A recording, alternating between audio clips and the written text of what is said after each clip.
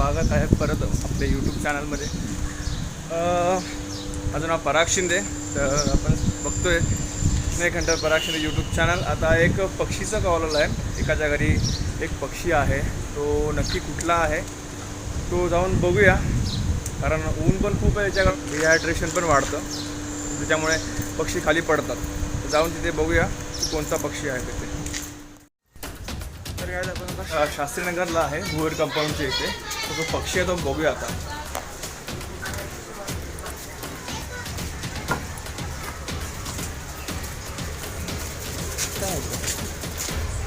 ठीक आहे. तो कुठे मिळाला तुला नक्की? घरात आला डायरेक्ट घरात आला. तुझ्या माहितीनुसार हा आहे इंडियन पिट्टा. इंडियन पिट्टा याला म्हणतात मराठीत नवरंग पक्षी. आणि हे नॉर्मली उन्हाळा पावसाळ्याच्या आसपास निघतात.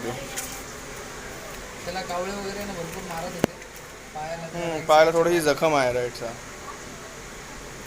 तर हा आहे इंडियन पिट्टा आणि याला मराठीत नवरंग पक्षी म्हणतात. तर हा खूप देखणा पक्षी आहे आणि सहसा बघायला मिळत नाही कुठेच, कारण हा नॉर्मली जंगलात असतो. पण चुकून आपल्या या एरियात येतो किडे किंवा खाण्यासाठी, पण त्याच्यावर कावळ्यांचा अटॅक होतो. त्याच्यामुळे हा माणसांच्या वस्तीमध्ये अडकून बसतो. तर आपण आता याला रेस्क्यू करूया आणि हॉस्पिटलला जाऊन पहिले चेकअप करूया की याला काही प्रॉब्लेम नाही ना, आणि अदरवाईज आपण त्याला याच एरियात येऊरला रिलीज करू शकतो. तुझं नाव काय? केतन माडिक. केतन माडिक. तुला एकट्याला सापडला, कोणी अजून होतं? एकट्याला. चल, धन्यवाद. तू त्याला वाचवल्याबद्दल तरी धन्यवाद. पण तुला माहितीसाठी सांगतो की हे पक्षी वाईल्ड आहेत. हे फॉरेस्ट डिपार्टमेंट शिवाय यांना पाळणं किंवा ठेवणं हे गुन्हा आहे. ठीक आहे. चल.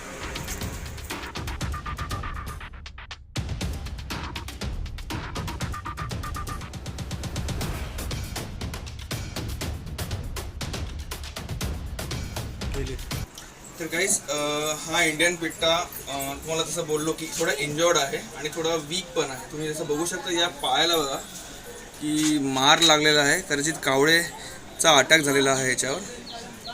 तर आपण याला एक हॉस्पिटल आहे वसंत विहारला, तर आपण त्यांना तिकडे दाखवूया आणि ट्रीटमेंट जशी होईल तशी करूया. आणि आपण जसं रिकवर होतोय तर आपण त्याला रिलीज करून टाकूया.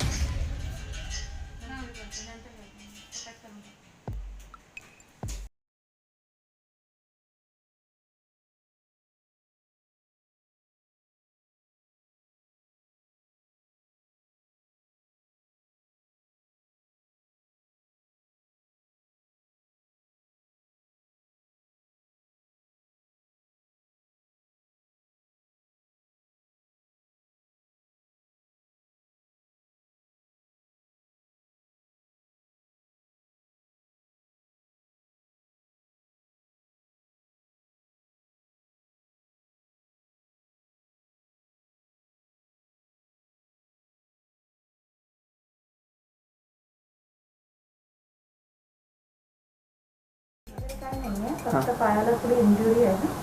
ती होईल बरी, एक दोन दिवसात बरी होईल ना. आणि असं वीक थोडं काही उन्हामुळे थोडं डिहायड्रेशन झालं त्याच्यामुळे, आणि खूप घाबरलेलं आहे त्याच्यामुळे. नाहीतर एवढे शांत राहत नाही, अटॅक समज घाबरल्यामुळे तो असं करतोय. एक दोन दिवसात होईल. हो, एक दोन दिवसात होऊन जाईल. इथे पायाला, त्या पायाला स्प्रे मारला तर होऊन जाईल. चालू झालं. तर गाईज, आपण इंडियन पिट्टाला हॉस्पिटलला दाखवलं ना. डॉक्टर मॅडम कांबळे होते, तर त्यांनी चेक केलं. ॲक्च्युली काका नाही आहेत, काका बाहेर आहेत. तर त्यांनी चेक केलं. थोडं तुम्ही बघितलं असेल की काय काय प्रॉब्लेम होता. आणि त्यात त्यांच्याकडे एक रेड विस्पेड बुलबुल पण होता, त्याला शिपाई बुलबुल पण म्हणतो आपण. आणि तो त्यांच्या कुंडीच्या इकडे येऊन पडलेला होता. आणि मग त्यांनी ट्रीटमेंट केलेली. आणि मग त्यांच्याकडे फिडिंगसाठी प्रॉब्लेम होता, तर मग त्यांनी दिला आपल्याला तो रिलीज करायला. आपल्याकडेच आहे आता. आणि आपण त्याला बघूया की छोटा की मोठा आहे नक्की. ॲक्च्युली तो रिलीज करणं लायक आहे का नाही. तो लेट्स गो. तर हे असं होतं की आता बघूया आज त्याला रिलीज करता येते की नाही. इंडियन पिट्टा आणि रेड विस्पेड बुलबुल. सो रिलीजची व्हिडिओ बघूया आपण थोड्या वेळातच. बाय.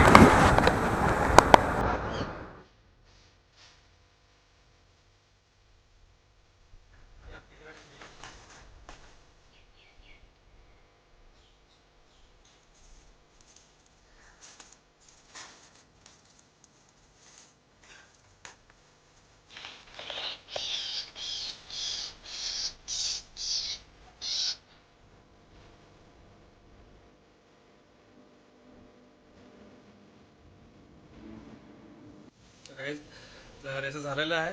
तहान पाणी पिऊन थोडंसं घाबरलेलं पण आहे, पण आज उद्या रिलीज करू शकतो. कारण कसं त्याला आता तहान लागलेली पाणी प्यायला आहे, पण तो खात नाही काही. बघू शकतो बघा किती सुंदर पक्षी, त्याला तुरा पण आहे. तुरा बघा, जेव्हा तो भडकतो तेव्हा तुरा काढतो. और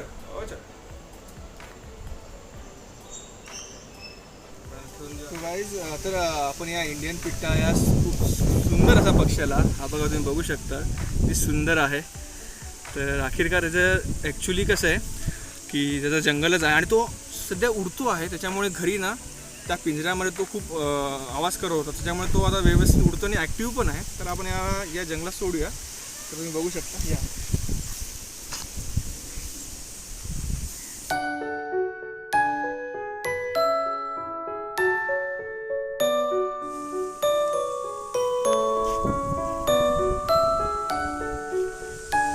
तर गाईज, आपण इंडियन पिट्टा जसा सोडला तसा आपण रेड विस्पेट बुलबुलला पण आपण सोडूया.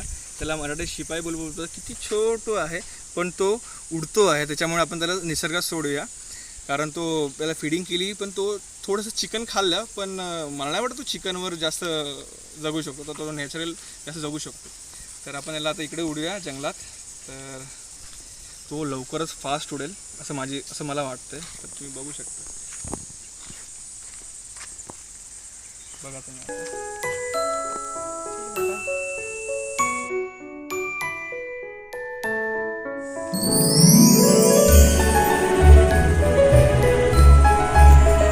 तर काय अशा प्रकारे आपण दोन्ही पक्षी रिलीज केलेले आहेत जंगलात. तर होप्स होते नॅचरली चांगले राहतील. मे बी मोठे होईपर्यंत राहतील. आणि असंच जसं आपल्याला जो इंडियन पिट्टा हा रेस्क्यू झालेला होता ऑलरेडी, केतन नावाच्या मित्राने आपल्याला, केतन महाडिक रेस्क्यू केलेला. तर त्याचे आभारी.